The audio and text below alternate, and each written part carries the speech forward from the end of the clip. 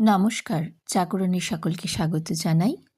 আজ বিষ্ণুপ্রিয়া দেবীর সম্বন্ধেই পড়ব। বিষ্ণুপ্রিয়া দেবীর জন্মতিথি কবে জানেন? তিনি জন্মগ্রহণ করেন 1496 খ্রিস্টাব্দে শ্রী পঞ্চমী তিথিতে, অর্থাৎ যে তিথিতে সরস্বতী এবং লক্ষ্মীর আরাধনা করা হয়। একই দেহে লক্ষ্মী এবং সরস্বতী আসলেন সনাতন মিশ্রের ঘরে। মায়ের নাম মহামায়া। পিতা ধনী হলেও অতি সজ্জন ছিলেন। তিনি ছিলেন রাজা বুদ্ধিমন্ত খাঁর সভাপণ্ডিত। ছাত্রদের পড়াতেন, তার নিজস্ব টোলে দান করতে ভালোবাসতেন। সনাতন মিশ্র আসলে বিহার থেকে এসেছিলেন নবদ্বীপে। বিষ্ণুপ্রিয়া দেবী পড়াশোনা ভালোবাসতেন, তাই পিতা যখন টোলে ছাত্রদের পড়াতেন তিনি আড়াল থেকে শুনে শুনে সব শিখে নিয়েছিলেন। শাস্ত্রে তার অগাধ পাণ্ডিত্য ছিল। তিনি গঙ্গা স্নান করতে খুব পছন্দ করতেন। তার দুই সখী অমিতা এবং কাঞ্চনাকে নিয়ে প্রায় দিনই তিনি গঙ্গা স্নানে যেতেন। এখানেই তার আলাপ হয় সচিমাতার সাথে। তখন নিমাইয়ের প্রথমা পত্নী লক্ষ্মীপ্রিয়া দেবীর মৃত্যু হয়েছে। সচিমাতা চাইছিলেন পুত্রের আবার বিবাহ দিতে। বিষ্ণুপ্রিয়া দেবী পরম রূপবতী, ব্যবহারটিও তার ভারী সুন্দর। পুত্রবধূ করার জন্য এই কন্যাকেই তিনি বেছে নিলেন। এদিকে নিমাই পণ্ডিত বা বিশ্বম্ভর মিশ্রকে প্রত্যেকেই পছন্দ করতেন। পরম রূপবান, পরম জ্ঞানী নিমাইকে অনেক কন্যার পিতাই জামাই করতে চান। নিমাইয়ের মধ্যে কি আছে তা কেউ জানেন না। জানলে এমন আশাও হয়তো করতেন না। ঘটক কাশীনাথের মাধ্যমে সচিমাতা বিবাহ প্রস্তাব পাঠালেন বিষ্ণুপ্রিয়া দেবীর বাড়িতে। সনাতন মিশ্র এবং মহামায়া সেই প্রস্তাবে মত দিলেন। শুভ দিনে শুভ কাজ সম্পন্ন হলো। এরপর কিছুদিন ভালোভাবেই কাটল। একদিন নিমাই গেলেন গয়ায়। বিষ্ণু পাদপদ দর্শন করে তিনি জ্ঞান হারিয়ে ফেললেন। তারপর থেকে তিনি অন্য নিমাই হয়ে উঠলেন। পড়ানো তার আর ভালো লাগে না, সংসার ভালো লাগে না। শ্রীকৃষ্ণ ছাড়া সব কিছুই অর্থহীন বলে মনে হয়। কোনো কাজে মন বসাতে পারেন না। সমাধি হয় ঘন ঘন। তখন ভক্তরা তাকে ঘিরে থাকেন, নাম গান করেন, কিন্তু খুশি হতে পারেন না সচিমাতা এবং বিষ্ণুপ্রিয়া দেবী। সচিমাতার প্রথম সন্তান বিশ্বরূপ মিশ্র একদিন রাতের অন্ধকারে সব ছেড়ে চলে যান ভগবানকে পাওয়ার জন্য।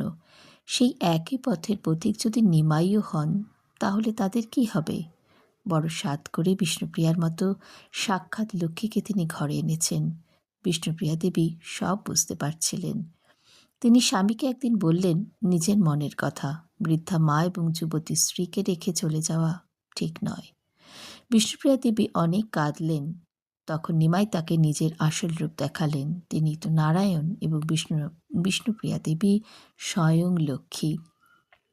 বিষ্ণুপ্রিয়া দেবী ঠিক করলেন হাজার কষ্ট হলেও তিনি আর স্বামীকে বাধা দেবেন না।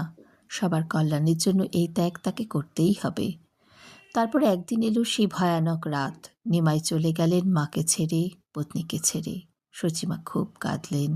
বিষ্ণুপ্রিয়া দেবীও খুব কাঁদলেন। লোচন দাসের চৈতন্য ভাগবতে বিষ্ণুপ্রিয়া দেবীর বিলাপের করুণ বর্ণনা আছে। নিমাই ঘরে ঘরে নাম দিলেন, সারা ভারত পরিক্রমা করলেন। তিনি শ্রীকৃষ্ণ চৈতন্য নামে বিখ্যাত হলেন। একবার শান্তিপুরে এসে খবর পাঠালেন মাকে, কিন্তু বিষ্ণুপ্রিয়া দেবীর সাথে দেখা করবেন না। নিত্যানন্দ মহাপ্রভু বলেছিলেন শ্রীমতীর যাওয়ার অনুমতি নেই।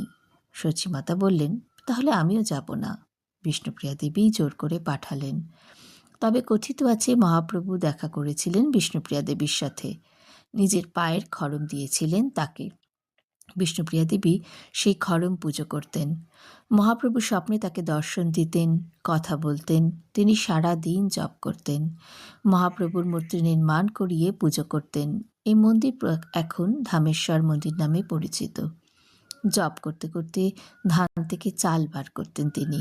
হাজারবার জপ করার পর একটা চাল একটা পাত্রে রাখতেন। এক মুঠো চাল সংগ্রহ করতে অনেকটা সময় লেগে যেত। শাক পাতা দিয়ে সেই চাল দিয়ে মহাপ্রভুকে ভোগ দিয়ে তারপর তিনি সেই অন্ন গ্রহণ করতেন। আর কিছুই খেতেন না। সচিমাতা যতদিন জীবিত ছিলেন ততদিন বেশি কষ্ট করার উপায় ছিল না তার। তিনি বকতেন। তিনি শ্রীকৃষ্ণের সাধনা করতেন। মহাপ্রভু মাঝে মাঝে ভক্তদের মাধ্যমে মায়ের জন্য নানা রকম জিনিস পাঠাতেন। বিষ্ণুপ্রিয়া দেবীর জন্য একবার বহুমূল্য একটি শাড়ি পাঠালেন। এই শাড়ি দিয়েছিলেন মহাপ্রভুর ভক্ত উড়িষ্যার রাজা গজপতি প্রতাপ রুদ্রদেব। বিষ্ণুপ্রিয়া দেবী এই শাড়ি পরতেন না, মাথায় ঠেকিয়ে তুলে রাখতেন। মাঝে মাঝে পেটিকা খুলে শাড়িটি হাতে নিয়ে দেখতেন।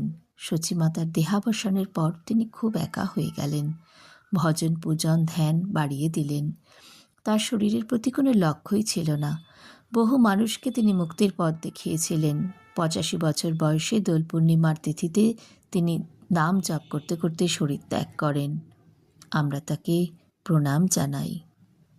আজ এই পর্যন্তই। সকলে ভালো থাকবেন, আমাদের পাশে থাকবেন।